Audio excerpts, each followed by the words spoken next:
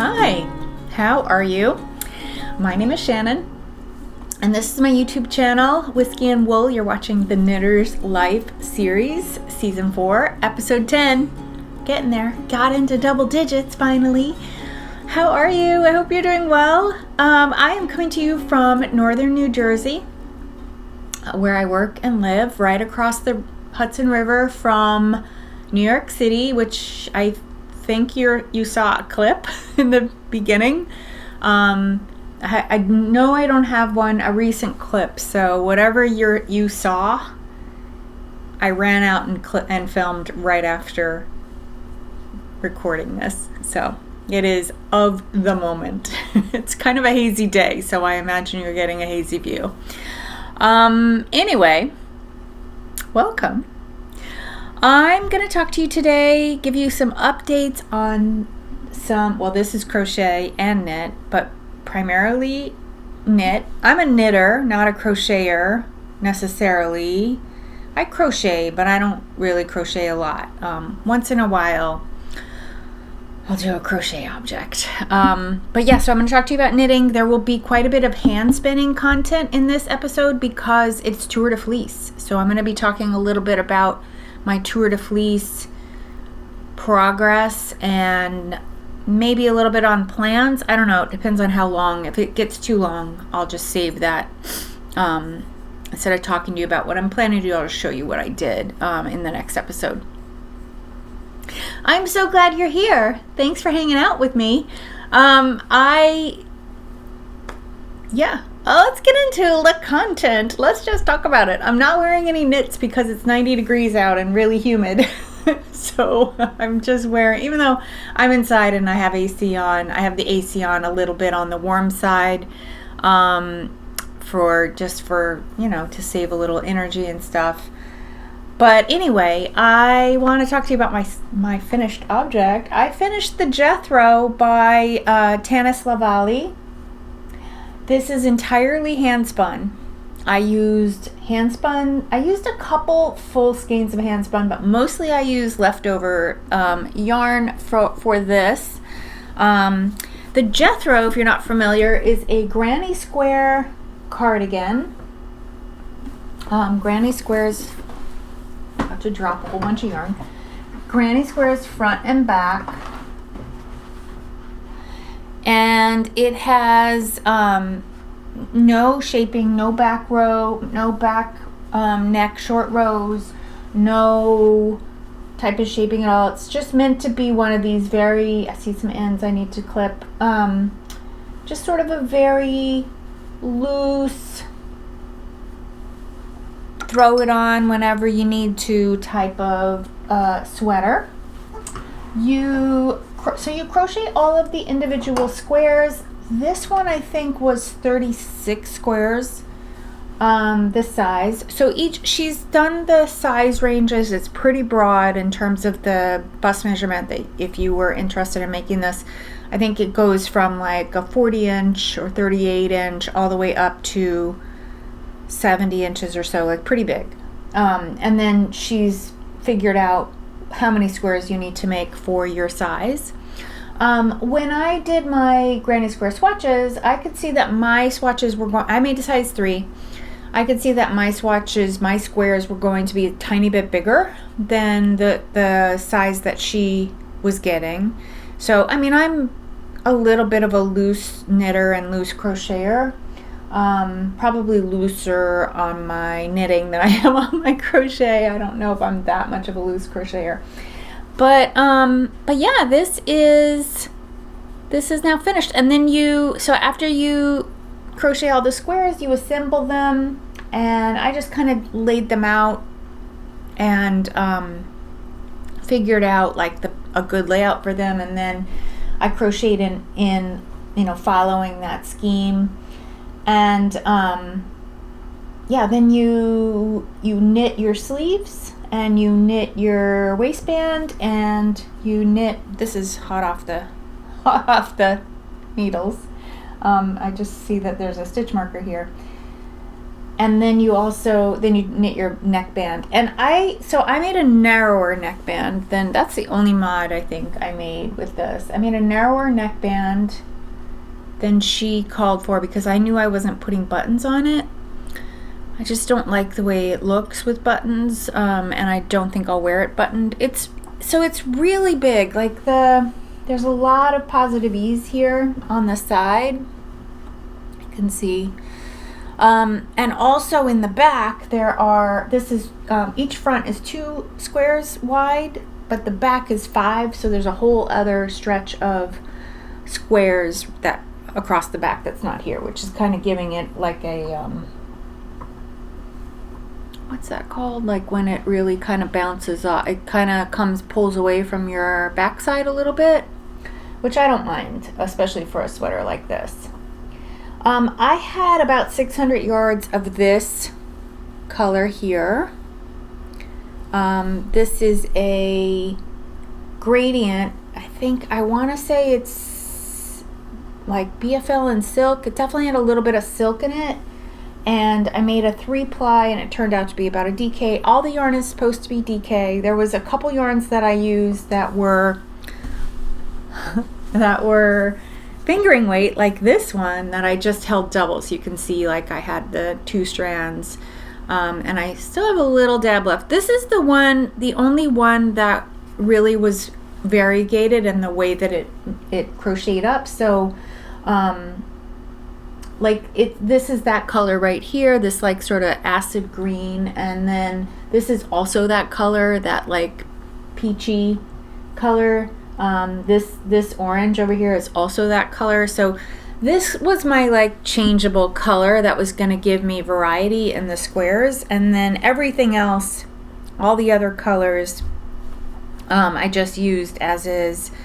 And I have just a little dab left of like the turquoise, a little dab left of the mint green, a little dab left of the coral, and I used 2 gold. So this was a full skein of gold that had a lot of brown in it, which you can actually see right here. I pulled that brown out because I really wanted the more yellowy gold that's right there. But I did have another gold, which is this one, that was solid. But I ran out, so I had to use, if I wanted to continue adding gold into the sweater, I had to use a second skein. So it just wasn't the same yarn, but I think the overall effect is great. I realized, I talked about this in my last episode, I did make quite a few swatches, like trying different yarns and different yarn combos, and I realized pretty quickly that I didn't like the dark green. I had thought that dark green would be a color that I would want to use throughout. And I also realized that what was working for me with the squares that I did like was this combo of like coral and this hot coral and this blue, that turquoise blue. I really liked those together. And then everything else was just gravy. The yarn that I use, like this outer one, is all of exactly what's on the sleeves. So if you're seeing like a dark purple here, but over here you're seeing like more of peach, or even right next to each other you can see that there's a dark purple next to a peach. It's the exact same yarn. It's just that there's this gradient happening, this like purple to peach to purple to peach to purple to peach.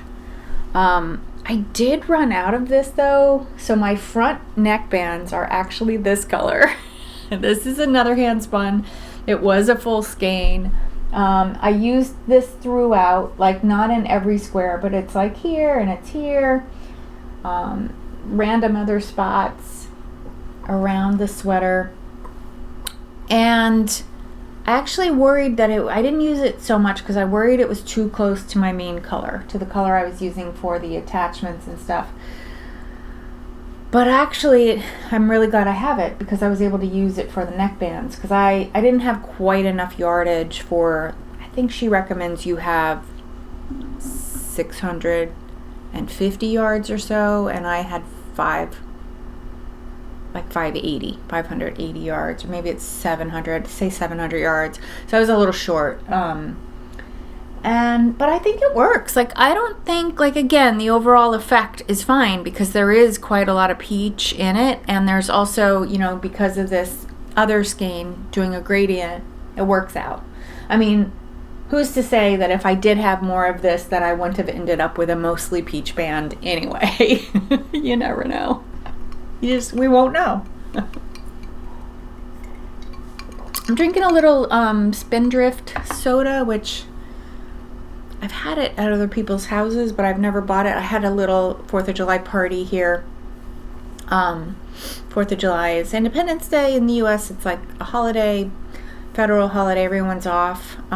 Most everyone is off. People work, of course, because if you're in food service, you're probably working, or like grocery stores, stuff like that. So there was, anyway, I had my sons over, my 2 adult sons and their partners over for dinner, for lunch and dinner. They were here all day. It was a very, very long day. So fun, but long. And I bought some of this for them because a couple of them don't drink alcohol at all, and I wanted some variety besides just water.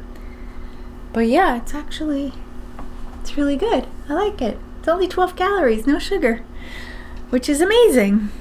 Okay. Yeah, so that is the Jethro. I really love it. I think I'm going to wear the heck out of it. I think it's going to look great with jeans, and I think it's going to be exactly as intended, like the type of sweater that you can just toss on when you want an extra layer. In my apartment, I live in an apartment building, an old apartment building from the 1920s, and that was, I don't know if I've talked about this before, but I probably have, because I probably complained about the heat. It's really a hot apartment. It runs hot. Apparently there are apartments in the building that run cold. I wish I had one of them, because I'd always love to put on another sweater, but I could dress as if it's, 90 degrees out every day, all year round with the heat here. It's very, very hot. The heating system was designed, I was going to say it was just after the Spanish flu pandemic, and that changed the way buildings were ventilated and stuff. So there was some new building codes that recommended at that time in the 1920s, that buildings were heated warm enough that people could have their windows open and still be warm, so that you could get the fresh air, but you'd still be warm. That is my apartment. Windows wide open, still really hot in here. Even though I don't turn the heat on. It's just naturally hot from ambient temperatures in the walls. Like some of the walls have heat pipes running through them, and I can't turn those off. But it's fine. So yeah, I don't envision wearing this around the house, but if I need to run outside on a cool morning or something in the fall, winter or spring, it'll be really awesome. And of course I'll be able to wear it to my office where it is a little cooler inside, so it's all good. I'm loving it. I'm loving looking at it, sitting here on Martha, my mannequin, who is my size, so it really gives you a great idea of how the sweater's gonna look on me. Yeah. All right, let's move on. I want to show you this I have a sad tale.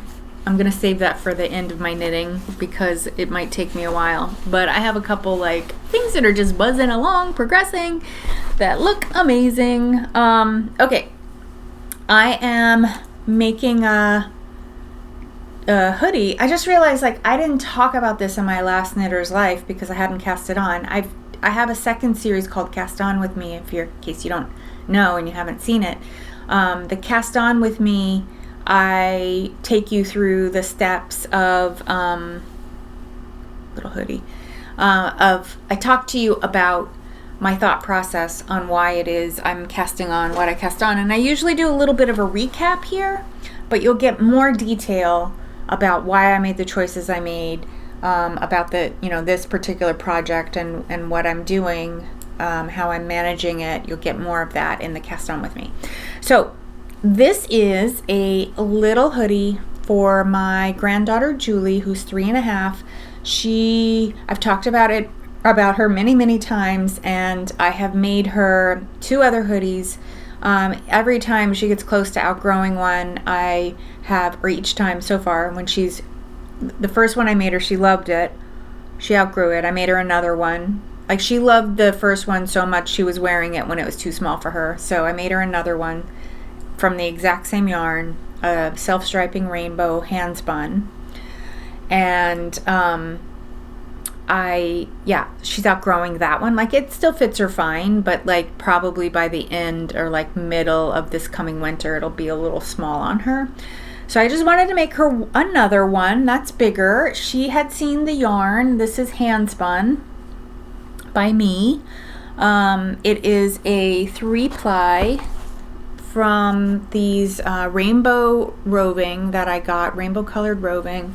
This probably isn't as informative as the full skein I have in terms of the colors, so it's like that. I did a fractal spin with this. So fractal means that you're taking a braid, a big fat braid, and you're stripping it lengthwise in either halves or you're stripping it in parts, so that depending on how many plies you're doing. So if you're doing 2 plies, you would do 2 parts. If you're doing 3 plies, you would do 3 parts. I did a 3-ply, a nice round plump 3-ply, which I think you can see. It wants to focus on Martha. There you go. So you strip it lengthwise, and then one bobbin is end to end where you just start spinning it in the direction, that it was, from one side to the next. The second ply, you strip it in half again, you pull it in half again, and then you do end to end, and then your third bobbin, you can really pretty much do whatever you want. The ratio is supposed to be 2 to 1, so it would be 1, 2, 4. I think with this, I struggled to tear it into 4 pieces, so I ended up with more of a mishmash. Like, as I was pulling it apart, because it was getting so thin, they were breaking a bit, and it doesn't really matter. Like, the third ply doesn't really matter. It's that first and second that are more important to get you the effect of, I'm trying to figure out why it's like this, the effect of this self-striping yarn. And yeah, I am so pleased with the way it's striped. So it just striped so beautifully. It looks like I have one more bright coral stripe coming in this. So what I did with this sweater, this is, oh, by the way, Mini-Unbearable by Maxim Cyr. I probably put it on screen a long time ago. That's the pattern I'm using. I had bought the pattern to make the sweater as is. It has color work. It has color work bears on the bottom, and it has like a floral pattern. Very, very Max-like, if you know his patterns at all. So I bought it, and I made one of those for Julie, and then when she was a baby, like she was like 6 months old, and then I started with the rainbow striping, and I just didn't do any color work. I just did followed the pattern as is, with some slight modifications. Like this one, my gauge, even though it's a 3-ply, it's still not a DK weight. That pattern is written for DK. This is probably more like a sport weight, so I had to fudge a bit with the stitch count. So I ended up doing, the sizes are they, is there a newborn size? I know, like where I am with Julie's sizes, there's a 2, there's a 6, and then there's a 12. For her, I want to make her the 6, but I didn't have the gauge. I was having a little bit smaller gauge, so I decided to cast on the number of stitches for the size 12, and I saw that that would get me to what I needed for like a size 6 sweater. So I did that, and then I'm following the vertical measurements of the size 6, if that makes sense. So, because you don't get a row count, of course, it's just like knit to this length. So I'm doing the knit to this length for the size 6, but I'm using the stitch count of the size 12. So my 2 skeins are slightly different colors, even though indie dyed. So I realize now I could have mitigated that by mixing up the fleece between them. The coral on this full skein is not as bright as the coral. I don't even know if you can tell much. I guess maybe you can if you look at it like this. So you can see this is a little brighter than this. This one looks like it's more blue-green heavy, but I really think it's just that the coral isn't as bright. So when I finished the body, not finished the body because I'm still working on the body. When I finished the body to the point of putting stitches, the sleeves on hold, I stopped knitting and came up and worked on, like pulled from the center to do the hood. So it would all be this bright color. And what's interesting is that this turned out, the other side of the skein turned out to be a little bit paler. So hopefully it'll all be very cohesive. I mean, I thought about striping or like alternating skeins, but I really wanted to get the effect, the striping effect, because I just think it's so cute. So I'm really hoping when I switch to this skein for like the last 2 or 3 inches, and then when I do the sleeves with this skein, that it doesn't look too weird. But if it does, then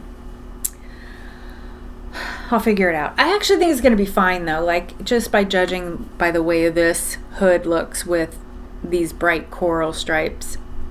And of course here in the yoke, you're starting at a smaller circumference than you are as you get down to the body. So the stripes are more prominent, I think, in this section here. But man, they are cute, and I could not wish for better placement. I think the placement is just adorable.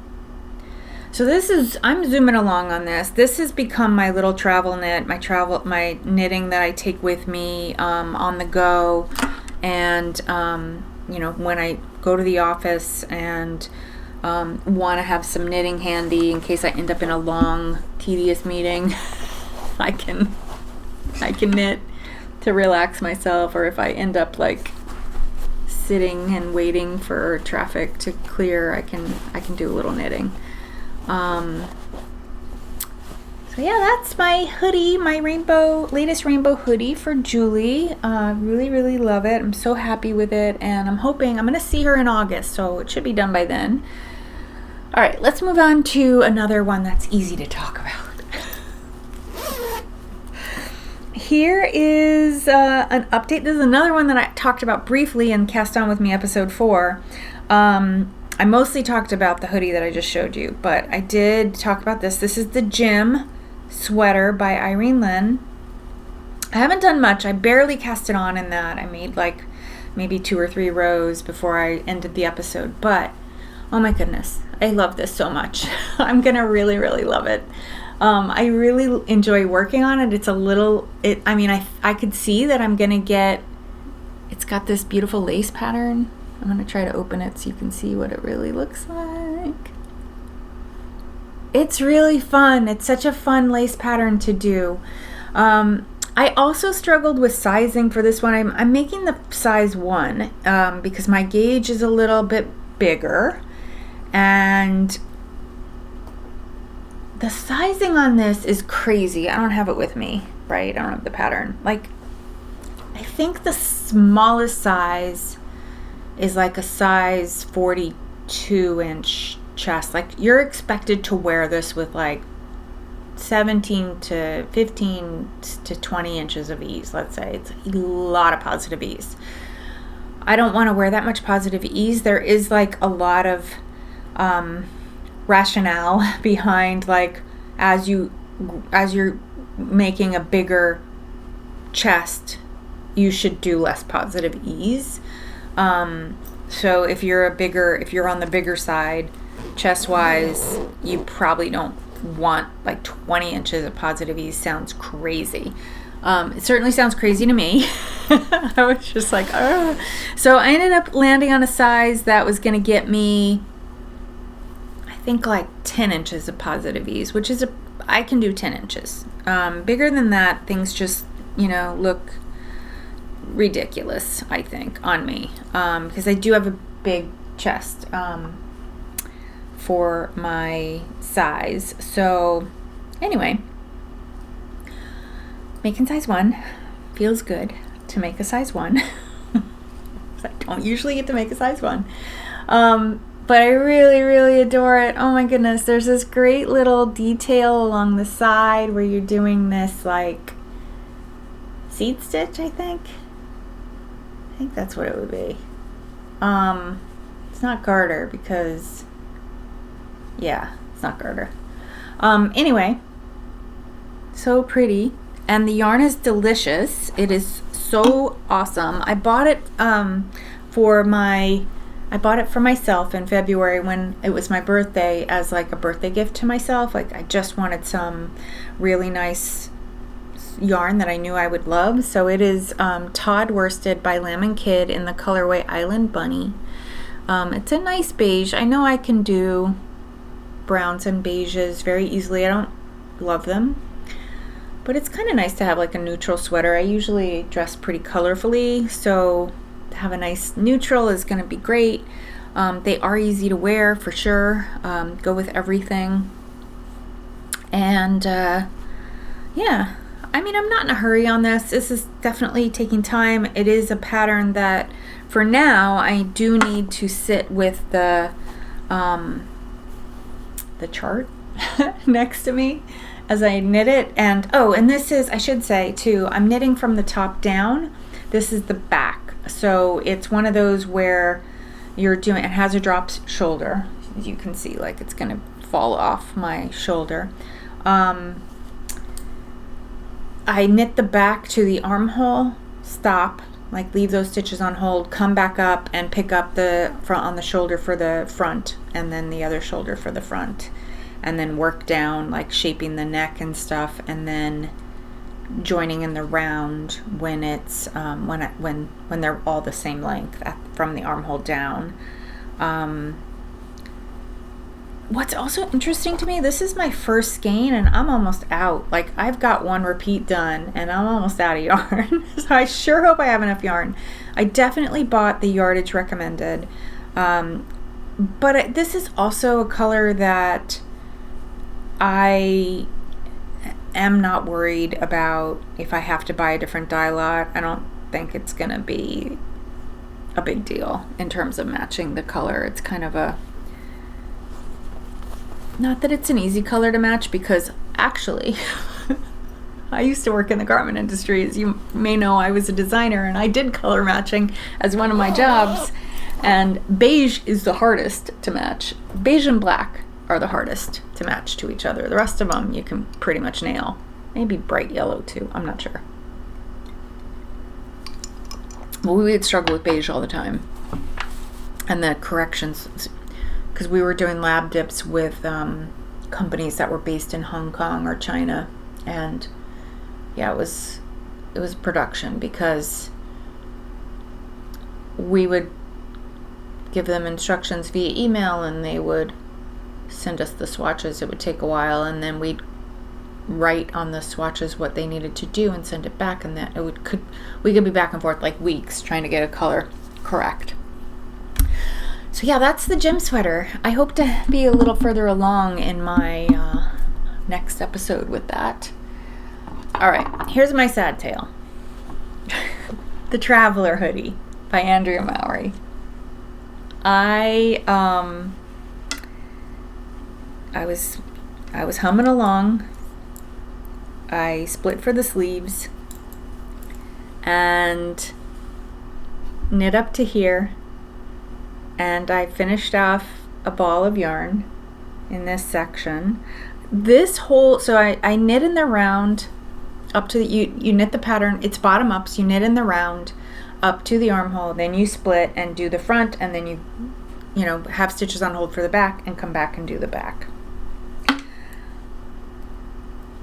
I could see when I got to this point and the skein of yarn was ending, so there's my tail, that I was not going to have enough yarn to even to finish this. So either it was going to be sleeveless. I only have 2 more balls of yarn, and I knew I'm only here. I still have to knit a few more rows before I start the neck shaping, and then I have to finish, like, so basically I'm like here, like about where this yoke line is. I'm knit to there.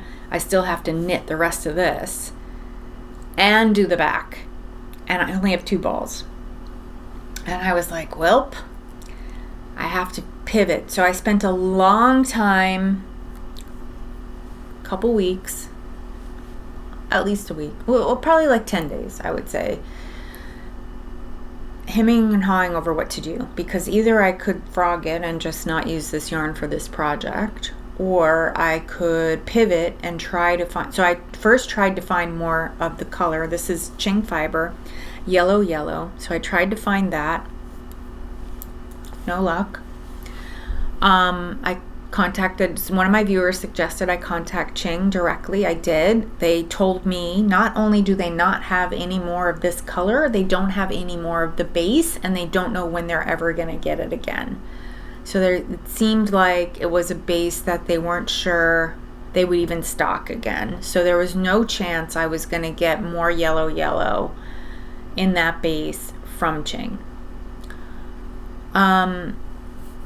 So I started to do a hunt to just see. I went through people's Ravelry stashes. Nobody had the color. A few people were destashing other colors. So then I thought, well, maybe I could do like a color block thing where I do like the sleeves and hood could be a different color from the sweater. And I just kept coming up zeros. So I was pretty sure I needed 3 more skeins to make it. Like probably 2 would do me, but I decided that I would get whatever I was going to get. I was going to get 3 skeins to just make sure I had enough yarn to finish this sweater. And I really wanted the same base. So then it occurred to me that perhaps I would be more successful, because this is her DK, perhaps I would be more successful looking for a fingering weight version of it. So I started to do that, and I found many more options. She actually dyed a lot more of the fingering weight than she did of the DK. Of course, like I think fingering weight just generally sells better, right? So I didn't have any luck finding the color yellow at all.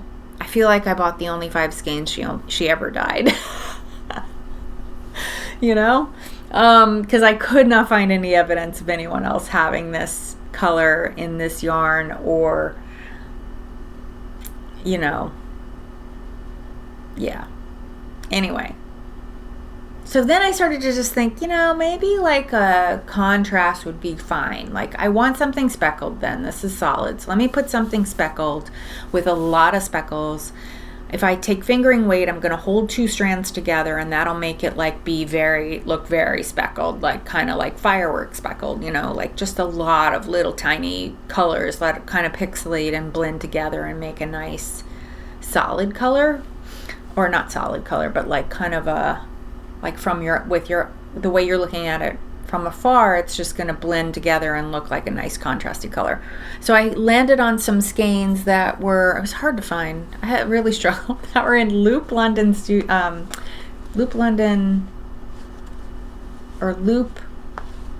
yeah, I think it's Loop in London, the store, yarn store. She had some of this yarn. So I bought this, 3 skeins of this fingering weight version of the same fiber. So this is the DK is called Dashing DK. This is called Dashing Fingering, I think is what it is. She has another of the same base that's a single ply. This is a plied yarn. I didn't want the single. It's called Dashing Sassy, which that's the easiest one to find. So this is a speckled colorway called, this one's a little brighter, called Salt. And I was attracted to it because it had a lot of navy in it, but when I got the skeins, there was much less navy in it than what it looked like from the pictures. So the pictures were much more sort of navy-centric versus these. And if I can remember, I'll pop on screen the picture that was on the website versus what I got. But you know what? I just decided to roll with it. Anyway, yes, it's called Dashing Fingering. I bought 3 skeins. That was all they had. So I was getting like the last 3 skeins of this stuff too. And then I just left my front the way it was, and I flipped the sweater around and started to work on the back. And what I decided to do was put like a pretty sizable chest stripe. So that's what it's looking like.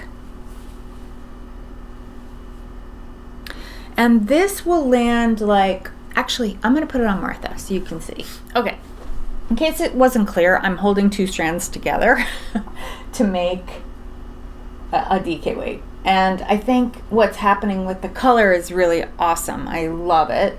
And because I'm holding 2 strands together, I don't have to worry about alternating skeins because it's just going to give me kind of this blendy effect. And again, I'm not really positive I need to use that 3rd skein anyway. I won't know until I knit a lot more. This traveler stitch, which is basically stockinette alternating with reverse stockinette, it's a really squishy stitch, and it seems to use a lot of yarn. It will grow, so based on what happened with the swatch, I should get an effect that looks more like this, so it will be quite a lot longer than what you're seeing. And this will also grow. So I've just pinned it about the spot that I think it's going to fall. I think it'll actually be a little bit higher now that I'm looking at this. Yeah, so it'll probably be like this up here. Just pin that a little higher. There we go. Okay. Yeah, that's the effect. So my thought was to do about a maybe 5 or 6 inch wide band of the speckle across the chest, then go back to the yellow for 2 or 3 inches, probably 3, for the rest of the neckline. And then the hood would also be this color. And then I don't know what I'm going to do with the sleeves. It's at that point it's going to depend on how much yellow I have left. But this should save me quite a lot of yarn. So on the back, or what is now the back right now, like what we're looking at, and here you can see like a little bit better, I think, of what the yarn will do. I will do the same. I'm gonna frog this down to the armhole, and then I will do a matching band across the back. But on the back, so when I was knitting this, like basically one ball is just like one of these ridges below the armhole and then up. So this is 1 skein. So, and I've used 3 to do all of this, including the front too. So, I mean, I think my first skein I maybe knit this far, and then the second skein was like this far, and then the third skein, because you're adding about 10 stitches or so over here to get this like drop shoulder effect. I ended up using a lot more yarn in a much shorter period of time. So yeah, so that's my 3 of my 5 skeins. And again, like, I bought the yarn with the idea that I was going to make this, and I just didn't, I don't know why, but I just didn't buy, maybe she only had 5 skeins, I can't remember, but I just didn't buy enough. And I knew when I was starting to cast on this sweater that I didn't buy enough. Like, I was like, well, it's going to be tight. I'm really probably going to play yarn chicken, but I didn't realize it would be this tight. So it's quite a bit tighter than I expected. So again, yeah, I will be ripping this down to match the chest stripe. I probably wouldn't do that if I was just doing something, you know, doing the chest stripe for an aesthetic. I would probably just leave it on the front, but in this case it's aesthetically pleasing, I hope. I hope. And I also need to be more efficient with the yellow, so it'll help me with my efficiency with the yellow yarn. So that is my traveler hoodie. Now the good news is that it will be a hoodie, because there was a while there where I was like, it's probably just gonna be a crew neck because I am short yarn. But I could see, I just knew, like, because it took me a full skein to get to here, I would need yet another full skein on that side, plus I still need to get to the rest of the back and the rest of the front done, and sleeves, and there's just no way I was going to be able to do that with 1 skein. So yeah, I don't know what I'm going to do with the sleeves. I thought it might be cool to do like a big, like you know, like maybe a 2-inch wide yellow stripe down them to just kind of make this bit up here that's going to be yellow kind of go into a yellow piece down the sleeve, and then the rest of it would be the color. That would be doing, I then would be doing intarsia in the round to make that happen, which I don't know what would happen with the garter bumps, how those would match up, but it would be something that I would be willing to try. Or I may just do, I just have to see, I want to see how it will all look, how it's all gonna, like, when the shoulders are joined and the, you know, the shoulders dropping way down here, is it gonna look weird with solid yellow or solid speckled sleeves, or is the hood being solid or being speckled and this chest stripe being speckled, is that enough? Like, so then do I have enough yellow yarn? Will yellow sleeves make sense? Do they make more sense than trying to do? I have a feeling that it might make more sense visually for them just to be solid yellow, because I think with the place that they're going to start, it's going to kind of line up with the yellow body. So hopefully I'll have enough yellow that I can do that, that I can do yellow sleeves. But if I don't, I'll just have to pivot and do some sort of either just do them all speckled or something. I don't know. So if it doesn't look good in the end, I'll just frog the whole thing and make something new with both yarns, because the fingering weight yarn, the one that I got from Loop, I have 3 skeins. That's enough. That's a sweater's quantity in fingering weight for me. So I could just do something fun with that on its own. We'll see. We'll see what happens. Yeah, anyway, that's my sad story about the Traveler.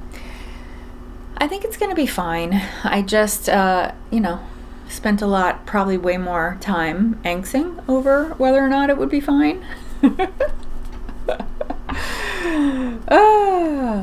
All right, before I get into spinning, which I know is going to take me a while, I wanted to show you real quick this little acquisition I got. I was watching a video on Emma of the Woolly Mammoths YouTube channel, and they talked about this book. She had a guest on with it. It's a Japanese book called A Dictionary of Color Combos. And there's actually this one and then 2. I just bought one because I was just curious how it was, but basically what it is just like ways to combine colors that maybe you wouldn't necessarily think about. And so they do have a bunch of 2-color versions, and then they have 3-color, and then 4-color.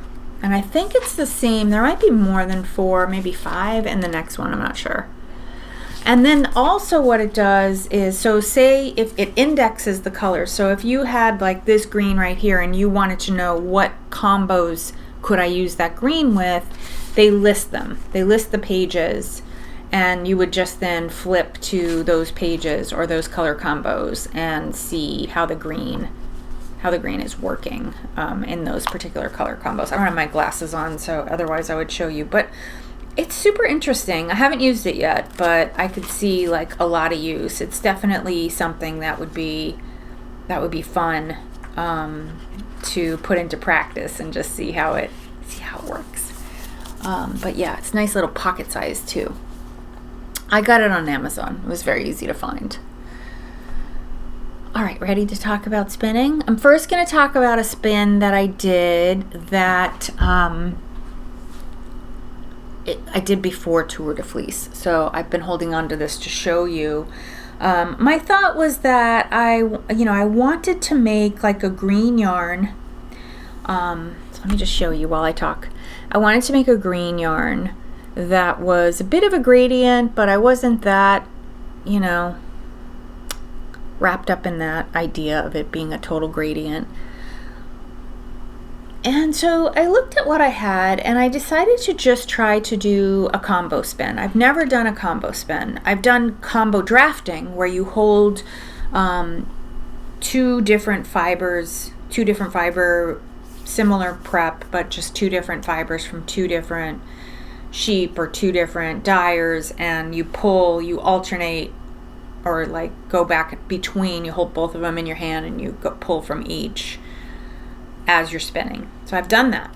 But I never did a true combo spin, a 3-ply combo spin, which is what this is. And that means like you take this, you can take many different preps, you can combine preps, you can combine preps meaning like a roll leg or a batt or comb top or roving, whatever. You can combine prep.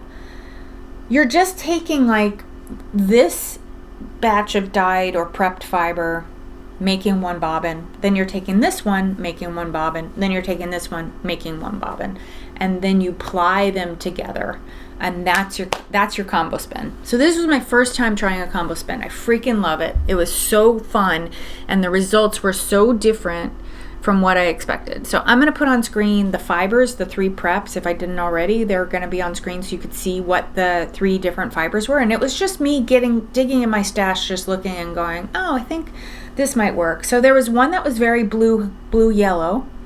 Blue and yellow make green. Then there was one that was very minty, and then there was one that was very sort of acid yellowy green, like a yellow green.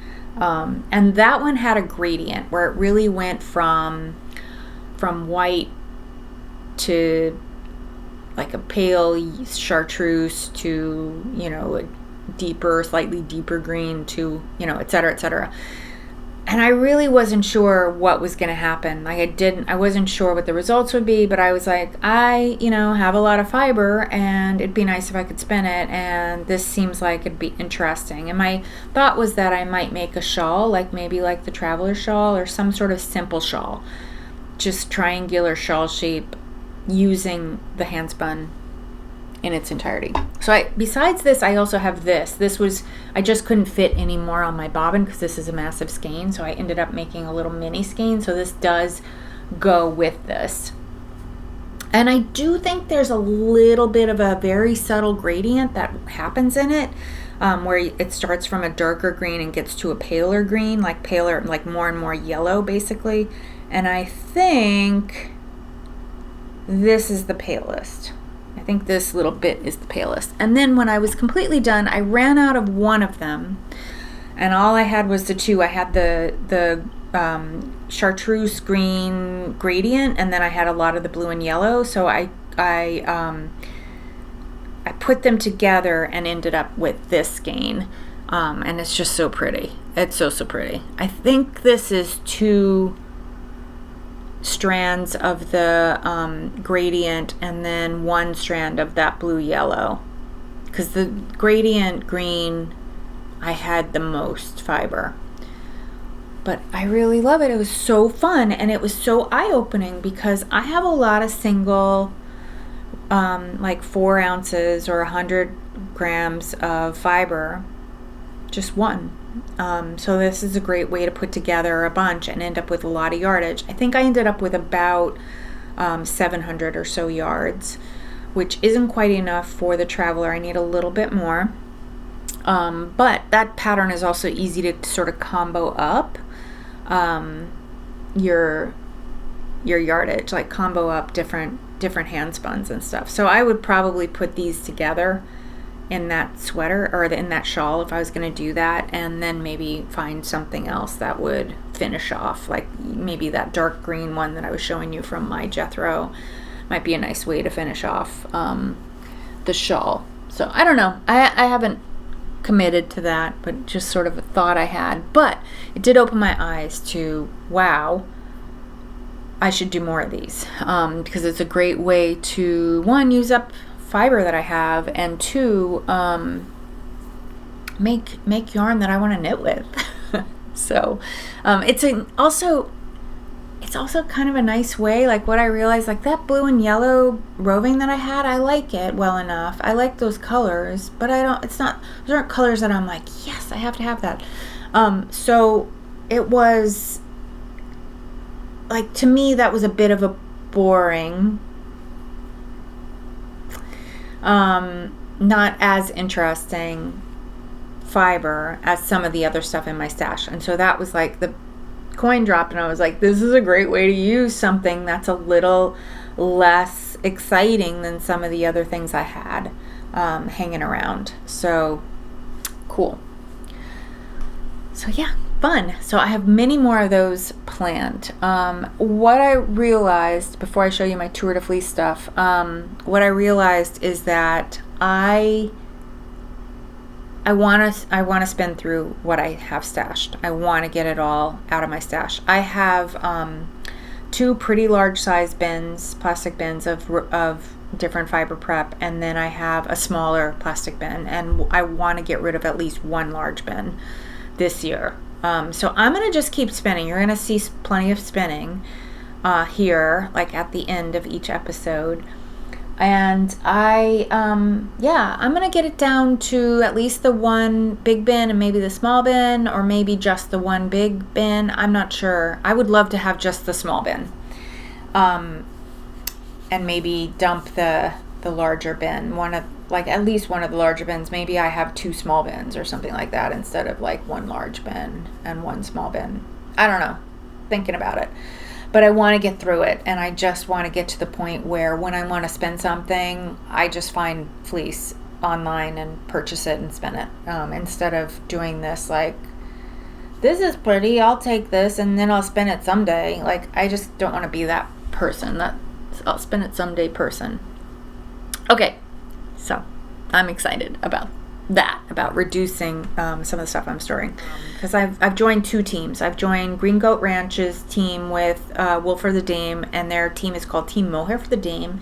It's my 5th year spinning with them, so if you've been around a while, you'll know that I've spun with them before.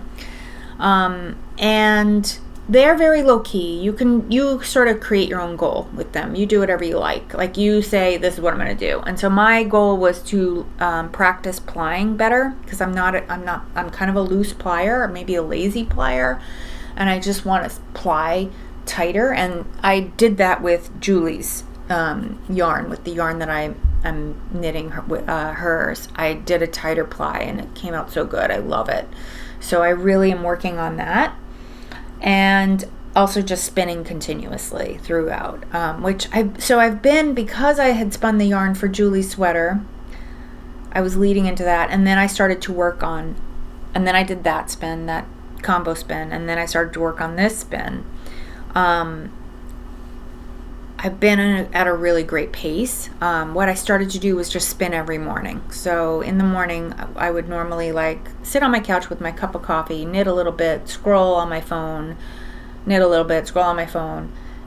Instead of doing that, I take my coffee into my bedroom where my spinning wheel is set up, and I sit there in this beautiful sunny open window, and the cats hang out with me, and I spin and drink my coffee. So I've been getting a good amount of spinning done, at least 30 minutes, if not like an hour each day. So it feels like I feel very accomplished, and it just it's moving my projects along. So it's really great. So I intend to keep that up post Tour de Fleece as well. But I had established a pretty nice routine. Thought I would get this bun done before Tour de Fleece started, and I had this plan. I bought some Tour de Fleece inspired roving from Inglenook Fibers, a couple of nuns in Connecticut who dye fiber. They're really interesting. Love them. I was intending to spin that for Tour de Fleece, but I still had this on my spinning wheel. We're a week into Tour de Fleece. I still have that on my spinning wheel. This was a very, very long spin. So this was using 2 fiber bumps from Loop Fiber Studio, and one was a rainbow, very, very pale white, mostly rainbow gradient. So you mostly see white, just a tint, it really just had a tint. And once in a while, you'd get, I think I have some in here, you'd get, where it's not white, that's where the tint is, right here, these purple, the tint became deeper. So little teeny stretches where the tint is deeper, but mostly just this white fleece. And then I had another almost rainbow, not really a true rainbow, but bright colored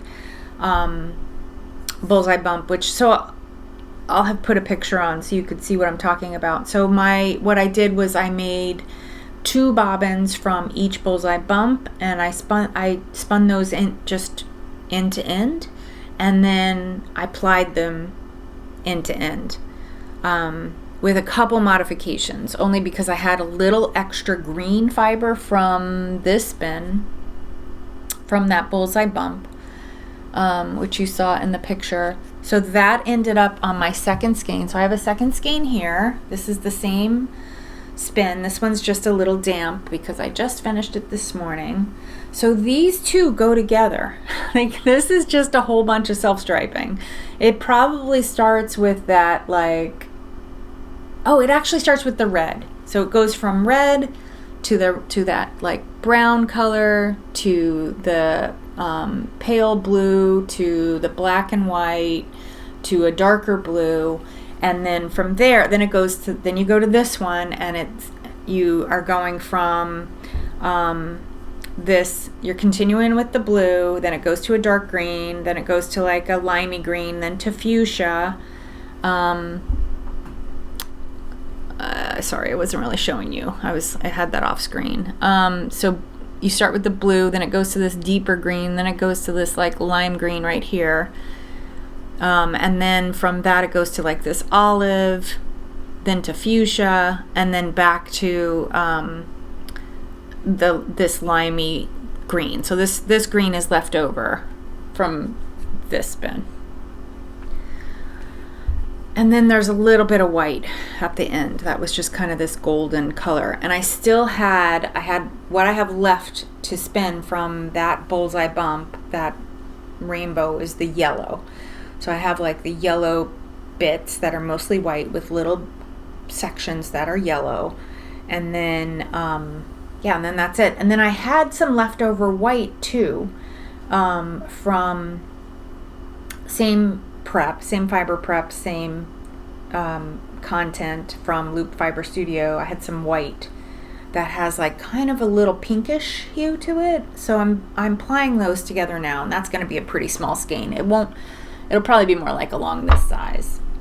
It won't be these. It won't be this massive. So altogether I have about 1,300 yards. They're both like over 600 yard skeins. So they're really, really big. I mean, a lot of Steph's fiber prep, her bullseye bumps, have nylon in them, and when you're spinning a wool with any sort of slick fiber, whether it's nylon or silk or bamboo, you almost always get a thinner spin, because those slick fibers kind of let you slide the I just love this. Look at that. That's so pretty. They let you just spin thinner. So I ended up doing like, it's a light fingering weight, even though I was trying to spin heavier. It's a light fingering weight. What I can tell you, which was also something that I don't think I've done too frequently, they are both the same weight. So in terms of how thick the strand is, I was very, very consistent. They're both like 1990 in terms of their grist, which makes them like almost a lace weight. So I might down the road make this a 4-ply just to get a beefier. I don't know how I'd do it. I don't know if I'd 4-ply it back, like maybe this skein back on itself and this skein back on itself. I'm not really sure. I'd have to think about that. But that's something that I said to myself when I was done. I was like, these are really thin. Either that, or maybe hold it for a project with a strand of lace weight like Surrey or mohair to get, a little bit thicker yarn to work with. But for now, these are part of my Tour de Fleece count. I am trying to spin about a pound. I think I'm going to do better than that because we're only 1 week in, and this is 11 ounces total. So I'm pretty close to a pound already. Oh, and I wanted to show you this really cool thing I got from the wool or Team Mohair for the Dame. this is a little like tracker that you can use. Here, let me take it out of my sleeve. And I didn't do a great job, but I made a plan. So it's like a tracker where you can make a key down here of what you're gonna do. So like the green ones were the start and finish. Orange is sprint/challenge. Purple is just stay steady. And then the yellow is rest, and blue was vacation. So I took a couple days off right in the beginning, which was really painful because I didn't want to not spin, but I couldn't take my spinning wheel with me. So yeah, so that's my plan. So I sprinted this morning. I'm gonna try to finish up that white. I'm right here on the 5th or 6th rather. So I have one more day of sprinting, and then I have a rest day on Monday, which I may not do a complete rest. I'll probably spend time prepping the next spin. Or something, maybe. I don't know. We'll figure it out. So, but just cute, kind of a cute way to keep track and you know, just keep you engaged in the whole process of spinning for Tour de Fleece. So that was fun, and I hope so. Anyway, yeah, that's where I'm at. Those are all my things. I talked to you about the little 4th of July party. Oh, there might be some firework footage. I did take some footage of fireworks. So the fireworks were on my side of the river this year. So in Manhattan, they move around where they do the fireworks, and it's sponsored by Macy's and the city together. I'm pretty sure, because it's such an expensive endeavor. It's supposed to be the biggest firework display in the country, and they set, no matter where they do it, they set barges out on the river. So whether it's the Hudson River, or the East River, or down in the New York City harbor, they put the barges there that shoot the fireworks off, so that you get a good view, whether you're on the Manhattan side or on the the Jersey side, or when it's on the East River, it's Queens and Brooklyn that are on the other side. So last year it was on the East River. This year they put it on the Hudson, and I think next year it'll be in the harbor, which we can kind of see, but they're really far away if it's in the harbor from here. But it was a big deal for us on this side of the river because there are crowds and crowds of people that come down and watch the fireworks. The fireworks were further downtown than I anticipated, because they closed my street. I mean, that's how busy and full of crowds that the town anticipated. So they closed my street, since it's right along, like, we are on the cliffside overlooking the river, and they closed it. All 3 towns that between me and the Lincoln Tunnel closed it all the way down. So it was pretty busy, pretty busy out there. A lot of crowds, but we were kind of far. So I did take a couple quick videos that I thought were, good. If they came out good and, usable footage, you'll see it. If not, then you'll see cats lounging or something instead at the end of this. But other than that, I think I got you all caught up. Yeah, more summer shenanigans ahead. I will be taking a trip to Texas to see my granddaughter and my son and daughter-in-law, to go visit them in August. But I think I'll be back. Yeah, I should be back before that trip, because that's over a month away. But I should have at least one episode before that trip. I don't know when I'm going to have a new cast-on with me, because I don't have any cast-ons planned at the moment. I do have some. I've got some swatches that I've done for future cast-ons, but they're fuzzy yarns. Both of the projects are fuzzy yarns, like mohair or some sort of fuzzy yarn, and I don't really want to knit with fuzzy yarns right now because it's humid. It's like kind of hot and humid, so I'm trying to avoid that. Wool is fine. I can knit with wool. But I don't know about like the hairy yarns that are going to stick to your fingers if you get a little sweaty. I don't know. We'll see. We'll see how it goes. But I'm really, really loving spinning at the moment. And I am working on just reducing my stash and what I have stored, both yarn and fiber. So I've been like destashing my yarn, like a lot of my older yarn. I do have some, if you're interested in seeing my destash, I have some Fibre up for destash too, but if it doesn't get sold, I will just spin it. I'll just make it into things. So that everything's on Ravelry if you want to see. I am destashing there, but I'm also destashing on other social media platforms just because it's more rapid. So I've been doing a bit of a fire sale, I would say, on other social media, like, so just posting blasts of 10 or so skeins, and just, if you want it, here's the price, like really good pricing, just to get stuff out of here, because I have so much yarn that's been hanging around a long time, and it's exhausting to be thinking about constantly, you know, trying to figure out what project can I make with this stuff. And mostly what I'm selling, I think I've talked about it before in my annual recap that I do at the beginning of each year, where, like, I think at the beginning of one of those years when I realized I might have a problem, I think I had about 50, no, more than that, about almost 100, like 90 or 80 something, just one skein of a color, just one skein, and a fingering weight. And that's too many. Like, I just don't need that many. And I have done pretty well, like, over the past few years, reducing. I was down to about 50. I've sold a bunch, so I've been able to reduce that more. I'm going to sell more. I'll be selling more.